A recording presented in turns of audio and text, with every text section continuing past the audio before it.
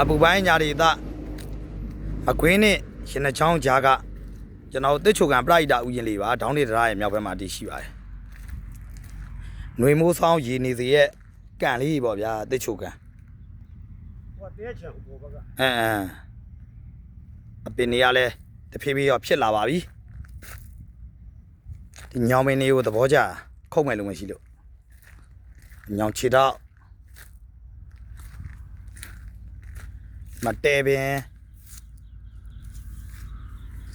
ဟိုဇယကလေးတို့ရေချမ်းနေလေရောအန်တီဒေါ်တီမီသိန်းတို့ရဲ့ကုသိုလ်ပါ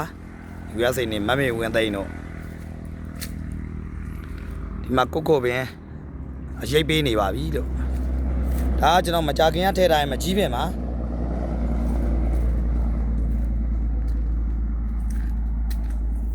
ကိုဒီတပေပူရပင်ကအထက်ကစက်ကူပန်းပင်ကညှိပြီးတော့အောက်ကျလဲကြရင်ထောက်မှရမှာထောက်မှရမှာ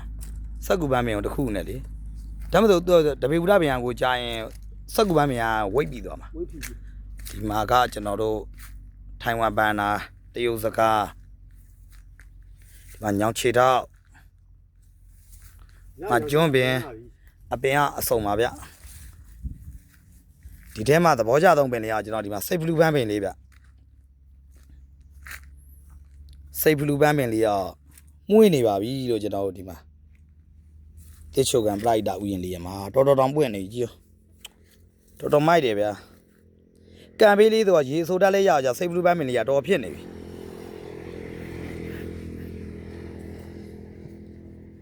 ဒီစိတ်ဘလူးပန်းပင်လေးကိုတော့တခြားကူးဆိုင်မှာနေရာဒီကြရင်လေရေချိုးဒီနားတစ်ဝိုက်ကိုရေသေးရချိုးခိုင်းလိုက်တော်တော်လေးကိုလှနေပါပြီစိတ်ဘလူးပန်းလေးဒီမှာကတော့ကျွန်တော်ပတောက်ပင်ပါဒီထဲလေးမှာကျွန်တော်ပန်းပင်လေးများရဗျပတောက်ပင်ဝိုင်းချိုးလိုက်တယ်ချိုးကြသေးရလားအော်ပွင့်လိုက်တယ်ဗောထွေးထွေးဘယ်ရင်းမှပွင့်တာဟောအော်အဲ့တကူလာတာပွင့်ဟာငါကပွင့်နေကြီးဓာတ်ပုံလေးရိုက်ပို့ပြီးပါဗျာကျွန်တော်တစ်ခေါက်လာလို့လွယ်ဘူးဟာမသိလိုက်ဘူးဗျာတားပွင့်ကြတာဒီအပင်ငယ်ကိုသူကချိုးကြရလို့သူကလည်းခွက်ကြတယ်အတောက်တည်းရဟုတ်တယ်ပွင့်ပြီးတော့လူရချိုးကြတာဘာအကျဉ်းမှမသိဘူးအဲ့လိုပြောဒီဘက်မှာကျွန်တော်ရှေ့မှာပရိုက်တာဝင်ရရှေ့မှာတော့ကျွန်တော်ကဒီຫນွေသားကြီးထည့်ထားရဗျຫນွေသားကြီးရောသူကစိတ်မစားဘူးနွားမစားဘူး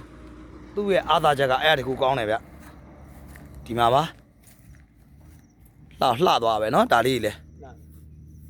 ဩဘတော့ပင်ပွင့်နေချင်းနောက်ကြဖုံးသက်လိုက်ပါငါကွာကျွန်တော်မသိလိုက်ဘူးဒါကြီး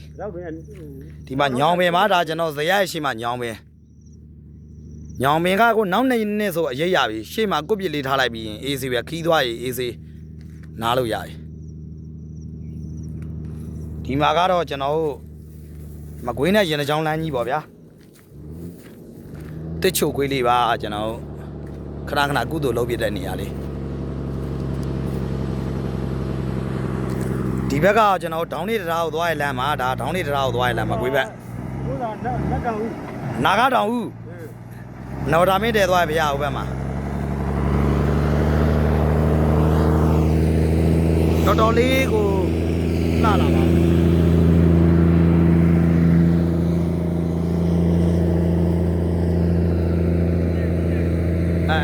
ဒီရေကုန်အောက်ပေါင်းလိုက်မယ်အောင်ပန်းမင်လေးနဲ့ကျွန်တော်တော်တော်လေးကိုလှလာပါပြီတော့